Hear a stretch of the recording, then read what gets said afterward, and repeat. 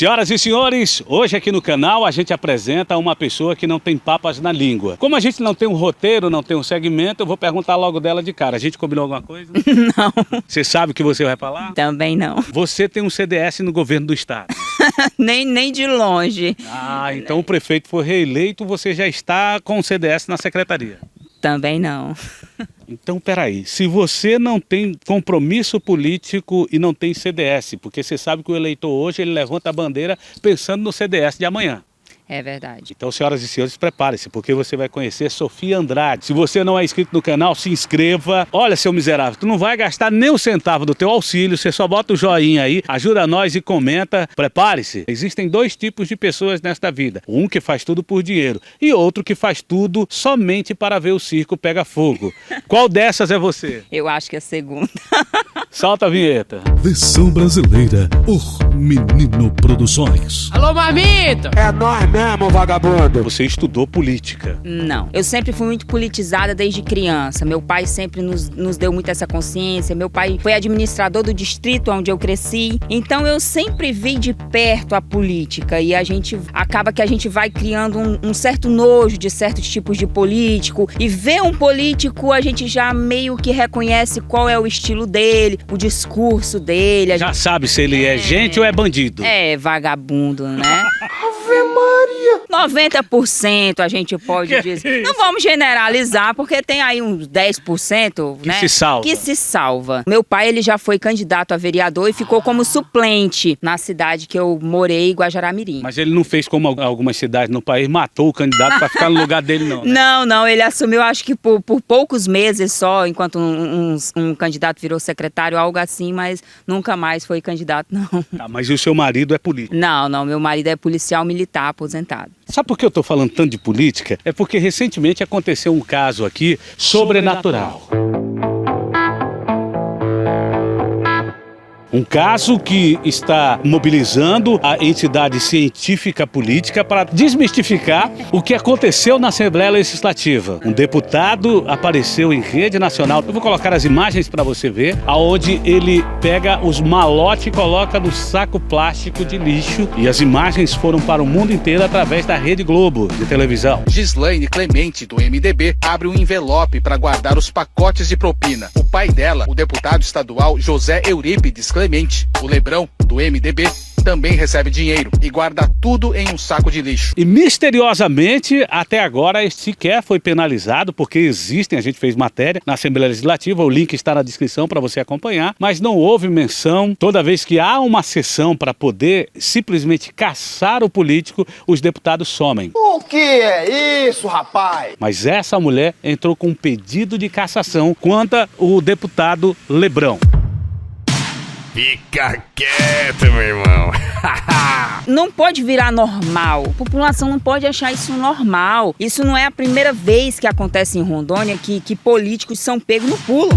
Cercou tudo, quando nós vimos não tinha mais jeito. A gente tem sempre aquela ideia de que o político é ladrão, o político é bandido, mas pego no pulo, filmado, né, televisionado pela Rede Globo. Mas para você entrar com a cassação, alguém te deu dinheiro para você entrar contra o Lebrão? Não. Por que você decidiu entrar com a cassação do homem? Porque é uma vergonha pro rondoniense ter um deputado que guardou dinheiro, os prefeitos foram presos e o deputado não foi. Sai da frente, Satanás! Estamos em guerra! Aí você fica se pensando assim, égua, compensa? O crime compensa? E digo mais, é égua. Conversando com meu esposo, chegou um amigo dele e falou assim, um advogado, né? E eu falei assim, rapaz, esse cara tem que ser preso. Como que pode os deputados não fazerem nada? Ele falou assim, eles não fazem porque tem que ter um processo vindo de um cidadão comum ou de um partido. Eu falei, ninguém vai entrar, eu vou entrar com isso. Eita glória! Liguei pra um amigo meu, então eu liguei e falei assim, Sam, bora processar esse cara. Sam é o rapaz que processou o prefeito. Sam Rebouças, meu amigo, que entrou comigo, processou a prefeitura de Porto Velho por endividamento de 75 milhões e foi o que entrou comigo com o pedido da cassação do Lebrão. 75 milhões de reais. 75 milhões de reais, se eu não me engano, a primeira parcela é agora para janeiro, pro fim de janeiro, é a primeira parcela dos 75 milhões e esteja feliz porto-velhense por pagar esse endividamento, que a priori é 75 milhões, né? Mas o prefeito não vai pagar isso, então. Não, é a população. Quem paga qualquer dívida da prefeitura é a população. É eu, é você, é bebendo essa água, é fazendo tudo aí, nossos impostos. Égua. O deputado, o prefeito, o vereador são nossos funcionários. São, com certeza. E são uns funcionáriozinhos bem barrela. O cão foi quem botou pra nós beber. Que dá vontade de demitir, né? Dá vontade de falar assim, não precisa nem cumprir aviso prévio. A mulher endoidou. Ficar seu rumo, vou pagar seu direito e vá-se embora. Agora uma opinião assim que eu pergunto a você não acha que o porto-velhense, ele gosta dessa raça? Porque muitos deles foram reeleitos além do prefeito. Foram. Mas o que me assusta muito não é as pessoas que votaram nesses caras, é as pessoas que achavam esses caras errados, mas que não foram votar tentando fazer diferença. Isso me assusta demais, mas o povo gosta. A gente vê hoje aí vereador, ex-presidiário, a gente vê deputado, ex-presidiário, a gente vê todo tipo de carniça na política do estado de Rondônia. O diabo tomou conta do nosso país. Eu já não fico mais impressionada com as eleições, com os resultados das eleições. Eu já esperava. Essa eleição agora para mim foi carta marcada, eu já esperava mesmo. Inclusive vereadores reeleitos também já era esperado. Houve um grande volume de pessoas que não votaram. Não votaram, né? uma abstenção recorde. Chegou a 34% de abstenção. São mais de 100 mil pessoas que não votaram e elas achavam que estavam fazendo justiça por não votar. Agora chora aí na lama, na UPA, né? Chora sem ônibus, como as crianças do Baixo Madeira ficaram aí anos sem aula por falta de transporte escolar. Ou então você que andar num transporte dentro da cidade aí amontoado, você vai precisar de um atendimento na UPA Covid, aí você vai precisar andar numa rua tá alagada, o seu comércio alagou, enfim. O povo escolheu e a gente tem aí que respeitar a decisão. Eu prefiro morrer do que virar o mendo vereador, jamais presidente. Eu acompanhei os debates e eu achei os debates bem fracos de ideias para a população. Foi fraco para a população, mas parece que as pessoas gostam disso, gostam de ofensa, gostam de coisa para virar meme. Quer ver a desgraça? Uma coisa que eu percebi é que os candidatos, eles vão para lá muito bem orientados a darem respostas prontas a virarem memes para serem usados nas campanhas. Inclusive, nós vimos aí nos debates os candidatos que já sabiam que não iam para o segundo turno, já preparado a alisar aquele candidato que eles iam se comungar no segundo turno. Então, para mim, debate é uma vergonha. Debate de político hoje, que não seja feito assim num canal de internet avulso, você chega assim e fala, mas e aquela coisa que você fez, prefeito? E o senhor diz o que o senhor trabalhou com o prefeito? O senhor não tem vergonha, não? Não gostei de nenhum debate. Eu achei assim que não foi válido para a população, não mostrou a realidade dos candidatos, a população não pôde saber dos candidatos, a população foi bem fraco mesmo. O prefeito atual, ele falou muito dos 250 quilômetros de asfalto que ele fez para a população. Esses 200 quilômetros, na sua opinião, eles são reais? Na minha opinião, assim, na minha opinião, eles não são reais porque eu não vejo, né? Aonde eu ando, que não era asfaltado, continua não sendo asfaltado, e aonde eu ando, que era asfaltado, continua o mesmo asfalto. Eita glória! Eu não sei como tá a Zona Leste. Aonde eu andava na Zona Leste, pra mim parece a mesma coisa. Tá alagando do mesmo jeito. Poxa. Ele sendo reeleito, você acha que se ele não fez os 250, ele vai completar os 250 quilômetros? Eu acho que não. Não, vai não. Mas não. Inclusive, eu assisti um vídeo ele falando que as máquinas param agora com uma semana. Na chuva trabalhava, agora não pode mais. Não né? pode mais por causa da chuva, né?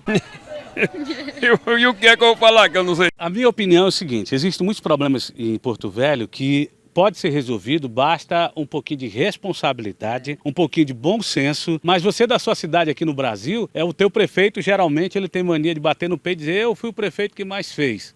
Cara, você não fez mais do que a sua obrigação. Sentou na cadeira, você é o responsável por ela.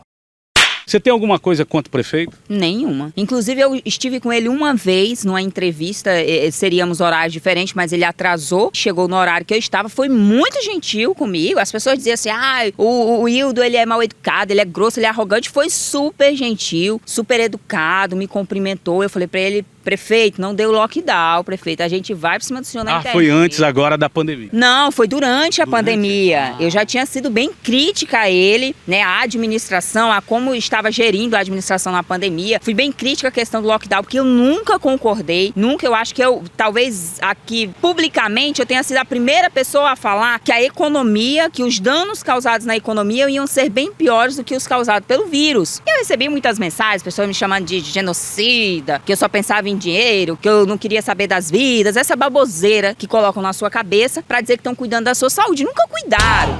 Haja coração, amigo. Haja coração. Nunca cuidaram da sua saúde. O João Paulo é um grande exemplo aqui no estado de Rondônia. As UPAs são grandes exemplos. Aí durante a pandemia queriam quebrar a economia do estado para cuidar da sua saúde. É brincadeira, né? Mas pior ainda que tem gente que acredita. Aí eu estive com o Hildo numa entrevista. Foi muito educado comigo. Foi simpático, foi cordial, cavalheiro. Mas eu falei, prefeito, eu não concordo com o senhor. Isso tá errado, essa história de lockdown, isso é loucura. Você tem que prezar pela sua liberdade. Eu vou tirar a tua liberdade de trabalhar, eu vou dizer que isso aqui não é essencial, né? Que tá fazendo um vídeo aqui na internet não é essencial. Ou então que vender cachaça não é essencial. Ou então que, sei lá, que ter uma igreja, que abrir uma igreja não é essencial. Que fazer uma unha não é essencial. Isso é um absurdo. Eu jamais vou dizer o que é essencial pra sua vida. Então eu estive com o prefeito, foi simpático. A gente não tem briga com pessoas. São nossos empregados. E se o empregado não tá fazendo o serviço direitinho, a gente tem que cobrar, né? É nossa obrigação cobrar. Não adianta você reclamar do empregado e não ir lá e dizer, ei, fulano, tá errado isso aqui. Faz direito, faz de novo. Vou lhe demitir, hein? Vou lhe demitir. Tá vendo? Você pode pegar as contas. Eu só acredito eu vendo. Eu vejo muitas pessoas que realmente têm coragem de falar. Se tornou uma cidade virtual. As pessoas reclamam muito pelas redes sociais, grupos de WhatsApp, mas na hora do cara a cara elas não têm coragem de dizer ao gestor que é seu funcionário. Você acha que as pessoas se acovardaram ou é essa pandemia que mudou o ser humano a forma de cobrar? A grande maioria é covarde. A grande maioria, na realidade, não sabe nem onde é a Câmara dos Vereadores da sua cidade. Se você marcar, inclusive nós temos vários grupos de WhatsApp, a gente marca reuniões para ir cobrar do prefeito, cobrar do governador, cobrar de fulano de ciclano, não vão. As pessoas esperam que alguém chegue com a solução, mas não vão. No começo da pandemia, quando eu falei sobre os gastos do governo do estado com a saúde, que eu achei um absurdo gastar com infraestrutura e não com medicação. Fica quieto, meu irmão.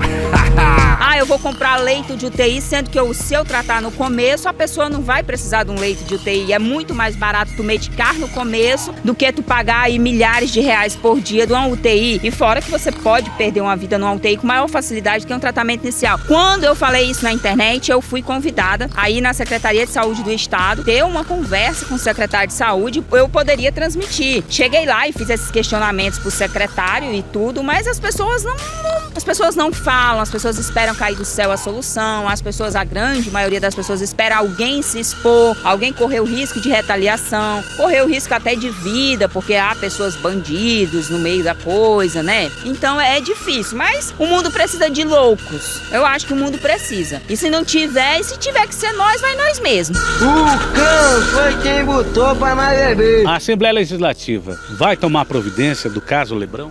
Não, eu acho que não. Eu acho que não gira. Ontem estive na Assembleia Legislativa mais o SAM, porque teoricamente seria um dia para ter a sessão da Comissão de Ética. Chegamos lá, o presidente, acho que é o Ismael Crispim, não lembro agora se é o presidente da comissão. Pois é, ele não estava aqui na cidade, não foi para a Assembleia, e sem o presidente não há sessão da Comissão de Ética. Mas o que nós vemos é... Peraí. Nós conversamos com o presidente e ele garantiu que iria tomar providências. Se tiver que tomar essa decisão, que a casa tome e que até o próximo pleito eleitoral, então nós vamos dar a resposta aos rondonienses. Será que ele não foi informado pela assessoria da pauta de que teria uma sessão para a suposta, porque eu digo que até agora não teve, cassação do Lebrão? Será que ele não recebeu a informação de que teria sessão? Talvez, é uma possibilidade, né? Mas há outras também, né? Deputado, responde, por que vocês não caçaram? A não ser que come todo mundo no mesmo coxo.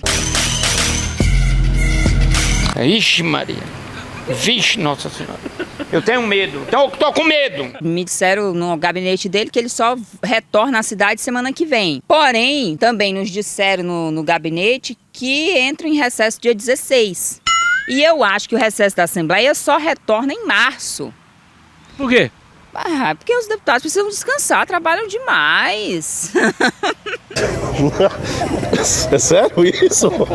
E eu me sinto muito responsável por esse governo do estado, porque eu fiz muita campanha para esse governo do estado, mesmo sem conhecer o candidato assim, pessoalmente, né? Fui na onda Bolsonaro e era o Marcos Rocha e BBB e bababá, e eu tô totalmente decepcionada. Antes que alguém bote um comentário dizendo assim, ela tá revoltada porque não ganhou um CDS do Marcos Rocha. Não. Ele te ofereceu um CDS? Não, nunca me ofereceu, mas também se oferecesse eu também não queria.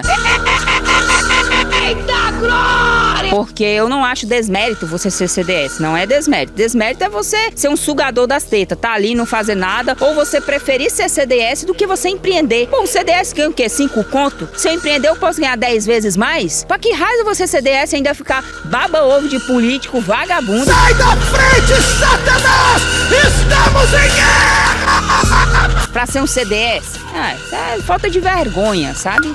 Senhoras e senhores, Sofia Andrade, aqui no Vai Lá Sabido. Vai Lá Sabido, chama a mamãe, agora eles estão na TV. Vai Lá Sabido, chama a mamãe, eles estão na TV.